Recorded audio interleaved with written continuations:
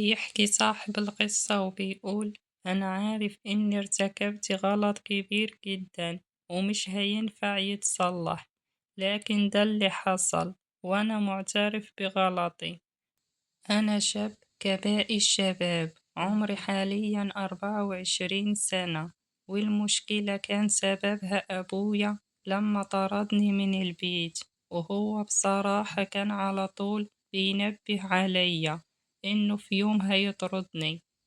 ما كنتش حاطط في دماغي، وكنت بقول ده كلام أبويا بيقوله وخلاص. مفيش أب بيطرد ابنه للشارع، عمري ما تخيلتها. لكن هو كان بيتكلم بجد، وكان واخد قرار إنه لما يوصل لنقطة معينة معايا وخلاص يفيد بيه مني هيطردني. وفعلا ده اللي حصل. كانت كل المشاكل اللي بتحصل ما بيني أنا وأبويا كانت بسبب الشغل، وهو كان عايزني أشتغل. قالي أنا مش هصرف على واحد بقى راجل زيي، المفروض إن أنت تعتمد على نفسك وتساعدني كمان. أنا قلتلك يعني مثلا تساعدني، لكن أنا مش عايز منك حاجة. أنا عايزك تعتمد على نفسك وتكون مستقبلك، لأنه في يوم هتتجوز ويكون عندك أسرة. وسبحان الله الكلام ده ولا كان بياكل معايا. ما كنتش بشغل دماغي بيه وبسيبه يتكلم، بس بقول مع نفسي ده بيتكلم وخلاص، وهو عمره ما هيعملها. أنا كنت مقضيها سهر وخروج، كنت برجع البيت عشان آكل وأنام بس، يعني كنت عايش الاستهتار بمعنى الكلمة. وفي يوم خلاص وأنا راجع من برا لقيته واقفلي مستنيني. قالي انت بصراحة مش عارف اعمل معاك ايه، لا انت عايز تتعلم وما كملتش تعليمك، ولا عايز تشتغل وما بتسمعش كلامي. خلاص لم هدومك كلها اطلع برا بيتي. قلتله انت بتطردني، انا هروح فين؟ قالي انا ماليش دعوة، لاني بصراحة ما بقيتش قادر عليك. وهو كان بيتكلم بعصبية، وكان خلاص وصل معايا لمرحلة فاض بيه وما بقاش مستحملني. كانت أمي يعني بتترجاه وتقوله معلش سيبه على الأقل الصبح، وكان بيقول لها لو انت عايزة تروحي معاه روحي. أنا بصراحة ما بقيتش قادر، وفعلا لميت هدومي ونزلت من البيت. أروح فين ومش عارف. افتكرت عمتي اللي كانت عايشة لوحدها، وهي كانت أرملة، كانت متجوزة واحد كبير في السن، وكمان قعدت معاه عشان فلوسه وبس. هو ما كانش بيخلف، وهي كمان كانت عمرها لسه صغير، تقريبا كان عمرها 42 سنة.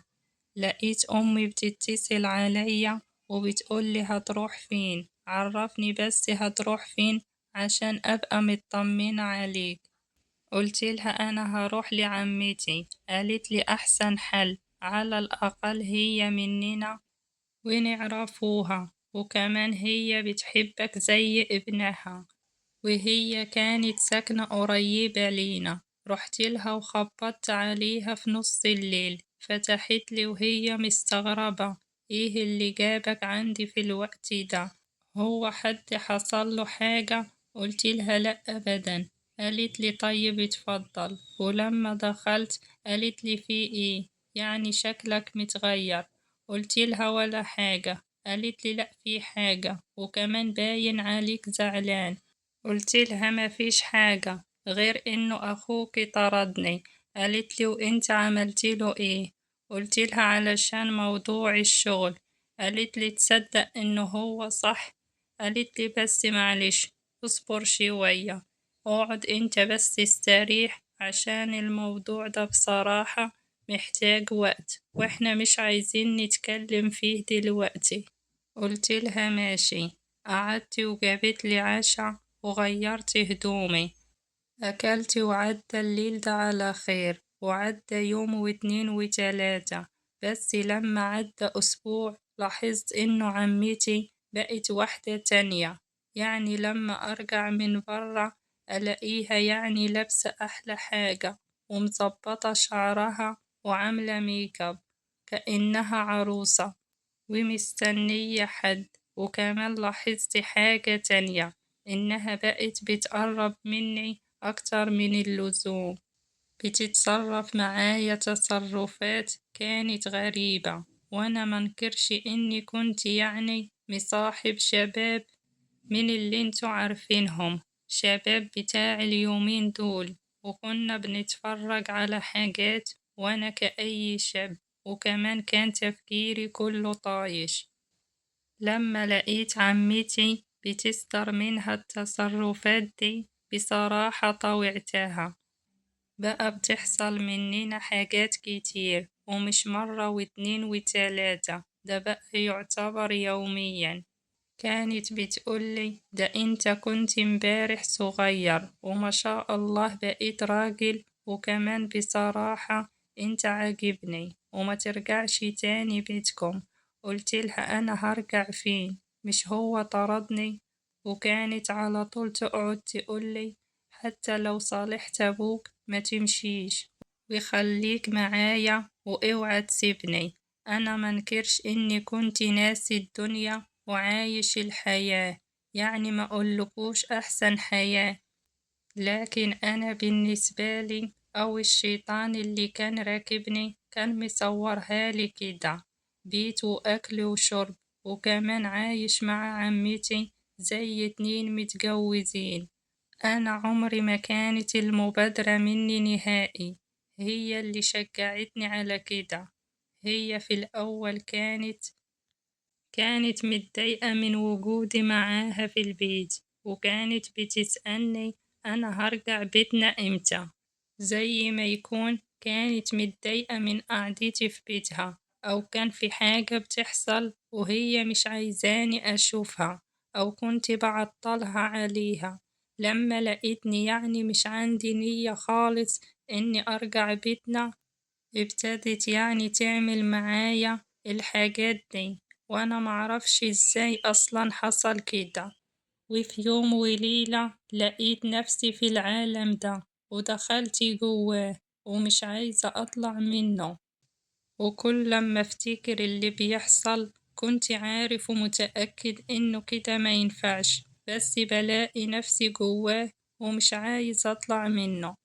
عشان هي كل لما احاول كانت هي بتشجعني وتخلينا نفضل على الحال ده لمدة تقريبا 7 شهور. وكانت أمي بتتصل بيا على طول وتطمن عليا، لكن أبويا عمره ما اتصل ولا عمره سأل فيا، لحد ما في يوم لقيته بيكلمني وقال لي أنا عايزك ضروري. قلت مع نفسي هو هيعوزني في إيه؟ قال لي لازم ترجع البيت. ولما اتصل بيا وقال الكلمتين دول بصراحة أنا زعلت جدا، وافتكرت اليوم اللي طردني فيه في عز الليل، وكانت عمتي متضايقة وبتقولي اوعى تروح، خليك معايا، انت مكانك هنا. وكمان ما بفكرش أروح لأبويا، عشان كل لما بسمع صوته بفتكر اليوم اللي هو رماني فيه في الشارع.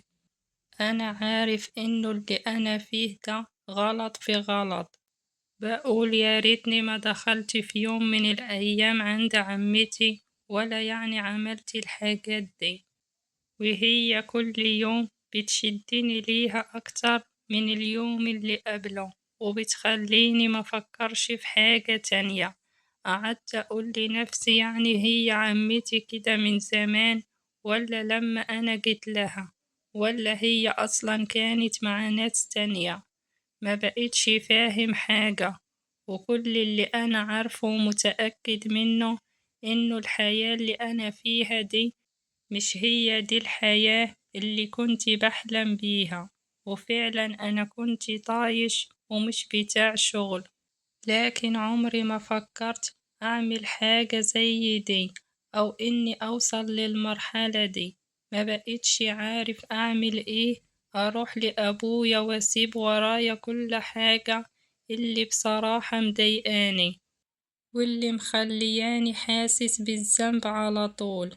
أنا ما بقيتش عارف أفكر كويس، مش عارف أنسى اللي أبويا عمله يوم ما طردني للشارع، ولا أفضل في بيت عمتي زي ما أنا بجد تايه ومش عارف آخد قرار.